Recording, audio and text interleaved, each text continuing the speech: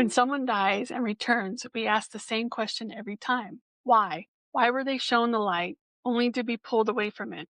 Why were they allowed to leave their bodies only to crash back into pain, machines, and gravity? Why show them peace and then demand they keep living? Tonight we look at the purpose behind the near-death experience, the reason thousands of people say they were sent back, not punished, not rejected, not denied, but sent. I am Candy, and this is Half Haunted Chronicles. Across cultures, across ages, across belief systems, near-death experiencers report the same message. You have more to do. Your work isn't finished. You must go back. Your life has meaning you haven't seen yet. There is a purpose left in you. You're not done. This isn't vague spiritual comfort. This is direction. Almost every near-death experiencer returns with a mission, a responsibility, a shift in identity, a sense that life is not random, a feeling that they matter. The question is, though, why? What is the point of seeing the other side only to be pulled away from it? What is life trying to teach us by allowing death to touch us but not take us? Tonight we explore 4 answers, the themes that appear again and again in thousands of cases. And here are some of those stories. Why people return from death. We return because of love. The majority of near-death cases, the reason someone returns is because of someone they love. A child, a partner, a sibling, a friend, a stranger they were destined to help. People say it the same way. I saw my son crying, or I felt my mother's grief. I knew my husband needed me. I saw the life of someone I hadn't met yet. I felt a pull from my family. Love is the anchor that keeps the soul connected to earth. Love is the mission people come back to fulfill. Not perfection, not religion, and not fear. Love.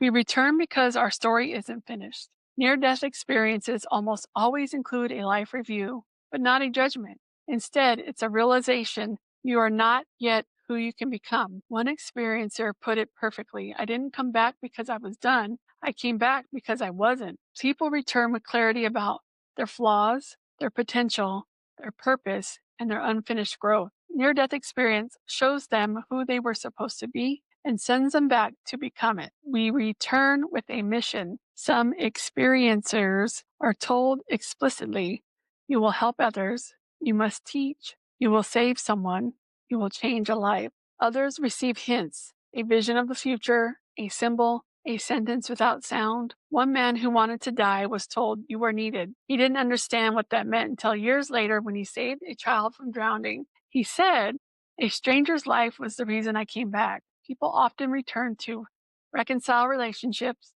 raise children, heal emotional wounds, create art, serve their communities, advocate for compassion, help others through trauma or loss. The mission isn't always dramatic. Sometimes it's simply to love more than deeply. We return because consciousness wants to grow.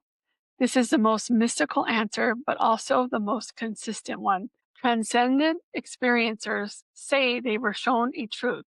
We are here to learn. We are here to grow. We are here to become more aware.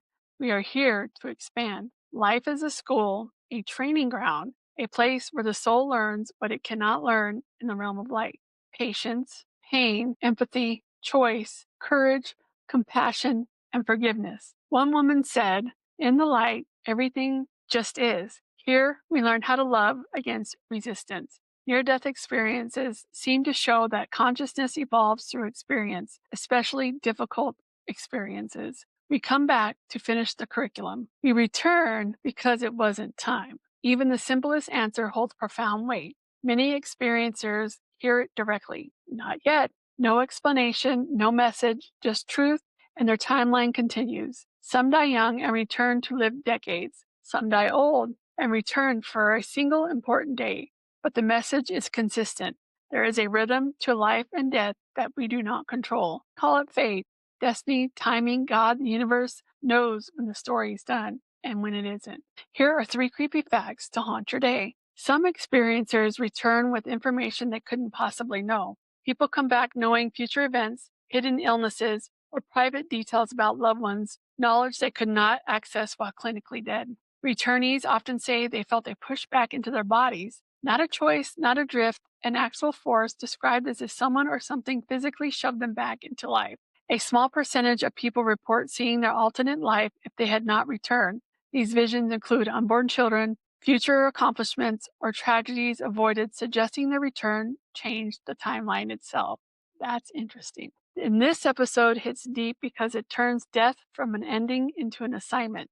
People don't return from near death experiences talking about heaven, they return talking about life, about being more gentle, more patient, more courageous, more forgiving, more awake.